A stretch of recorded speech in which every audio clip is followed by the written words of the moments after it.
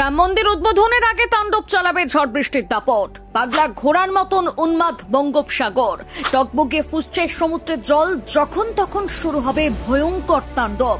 সাংঘাতিক বিপদে ভারত বাংলাদেশ। অশনি সংকেত দেখছে হাওয়া অফিস। কবে কোথায় ল্যান্ডফল হতে চলেছে? বাংলার কোন কোন জেলায় জারি রেড অ্যালার্ট? কোন দিক থেকে ধ্বংসযজ্ঞ শুরু করবে এই ঘূর্ণাবর্ত? দেখুন।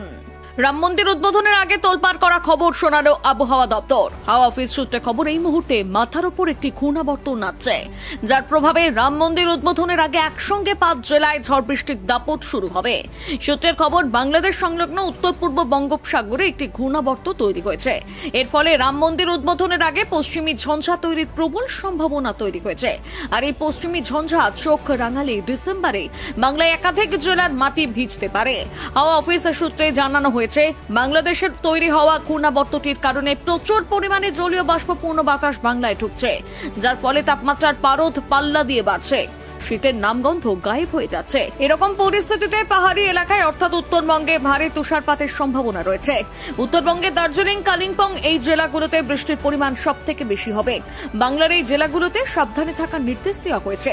এদিকে ঝড় বৃষ্টির দাপট থেকে রক্ষা পাবে না দক্ষিণবঙ্গের জেলাগুলো। সেখানকার বাঁকুড়া, পুরুলিয়ার মতন পশ্চিমের জেলাগুলোতে খানিকটা শীত থাকবে এবং জাঁকিয়ে বৃষ্টিপাত হবে। কলকাতার আবহাওয়া অনেকটা একই রকম থাকবে। কলকাতাতে শীতের পারদ সর্বনিম্ন 16 ডিগ্রির কাছাকাছি থাকবে। অনেকে উত্তরপ্রদেশের অযোধ্যার আবহাওয়া সম্পর্কে জানতে চাইছেন। অযোধ্যায় শীতের দাপট বাংলা থেকে অনেকটা কম আছে। সেখানে দিনের বেলা গরম লাগলেও রাতের দিকে ঝাঁকিয়ে শীত পড়ছে।